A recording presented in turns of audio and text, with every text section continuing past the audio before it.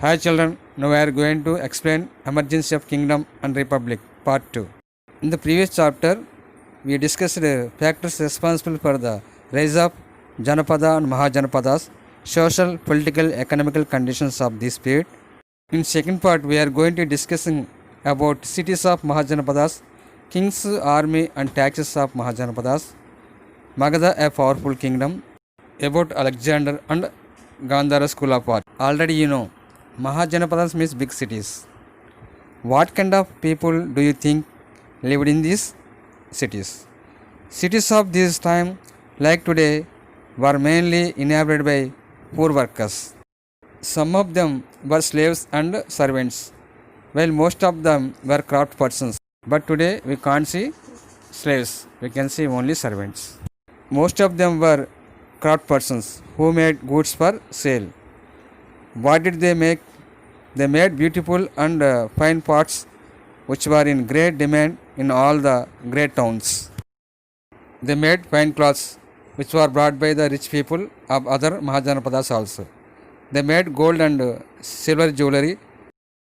They made tools and vessels of bronze, copper and iron. They made wooden carts and furniture. There were also innumerable other kinds of professionals like soldiers, accountants, masons, horse trainers, sweepers, water carriers, wood and ivory carvers. There were great traders who purchased the produce from the craft persons and grahapatis and sold them made by the craft persons. Only few articles like pots, bricks, iron and copper objects have been excavated, places at huge profit.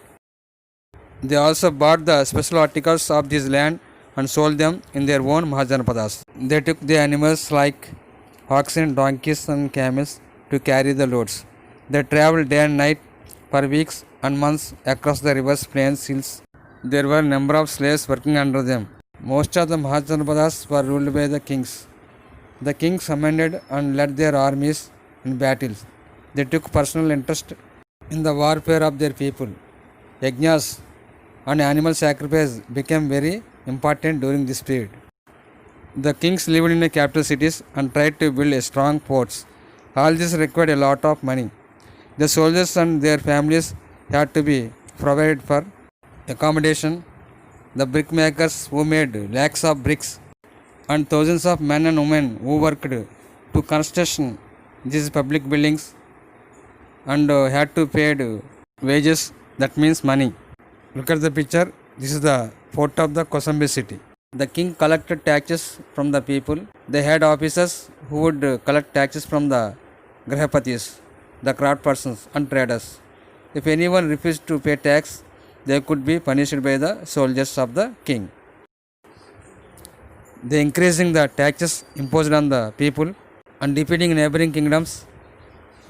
The kings began to collect the regular taxes from the grahapatis who cultivated the land. The grahapatis had to divide their crops into 6 equal parts and give one part to the king, that was called bhaga. That means out of 6 parts, 5 parts for the grahapati, remaining 1 part for the king.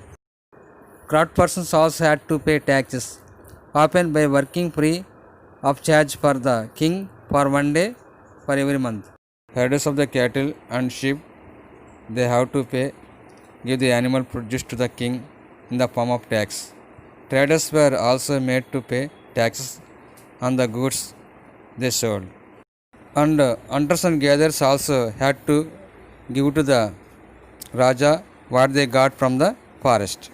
In this way, the king had to variety of goods with them which they obtaining as a taxes.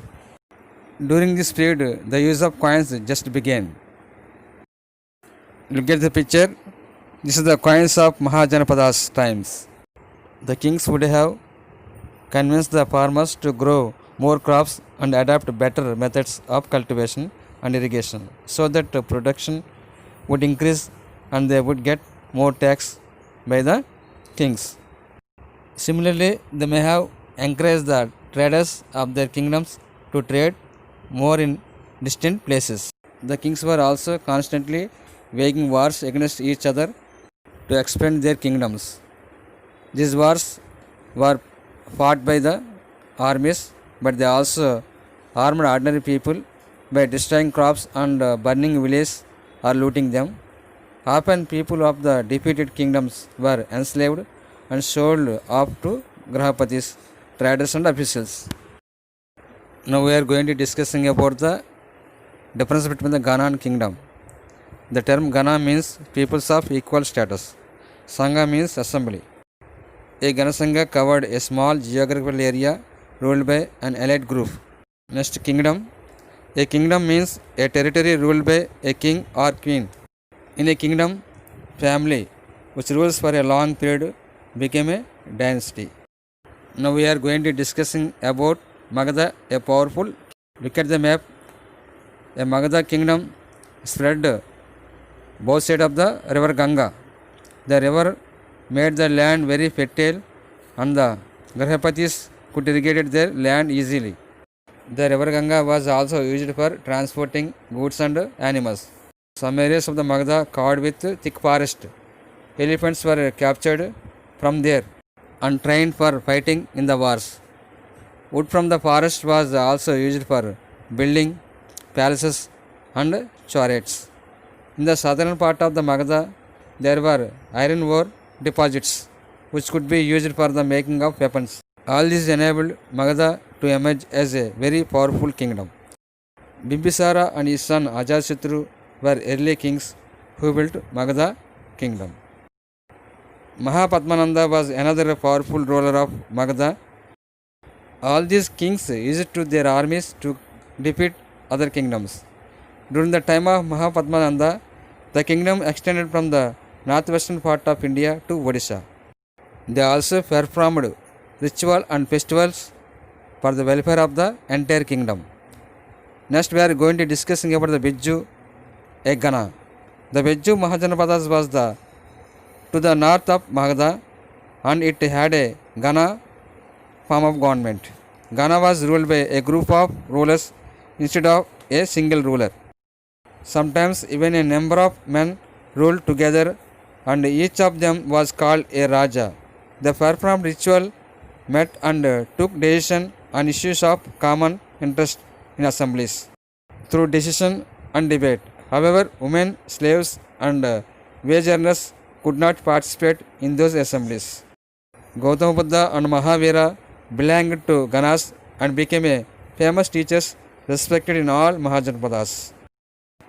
Look at the figure, a king riding out of a town fort. Next picture, a Gana assembly scene. Now we are going to discussing about Alexander. He was the ruler of Macedonia, Greece. He wanted to become a world conqueror. Of course, he didn't conquer the world, but he did conquer parts of the Egypt and West Asia and came to the Indian subcontinent, reaching up to the bank of the Bias. When he wanted to march further eastwards, his soldiers refused. They were feared, as they had heard that the rulers of India had vast armies of foot soldiers, chariots and elephants. Now we are going to discussing about Gandhara school of art. The Gandhara school of art developed in the region around Taxila under the influence of Greek art. Realistic, professionalistic and delicate work in the stone were some of the characteristics of features of that style. Many images Gautama Buddha have been sculptured in this style. They didn't satisfied with the existing social and religious system in that society. New concept on religion emerged in that period. Mainly, the two religions took place in this time, Jainism and Buddhism. Jainism was founded by the Vardhamana Mahavira and Buddhism founded by the Gautama Buddha or Siddhartha. Vardhamana Mahavira and Gautama Buddha were not satisfied with the Vedic ritual of that period and questioned the authority of the Vedas. Besides this, there were other religions like Lokayata and Ajvika that questioned the supremacy of the Vedas. The details of the Jainism and Buddhism will be discussed in the coming chapter.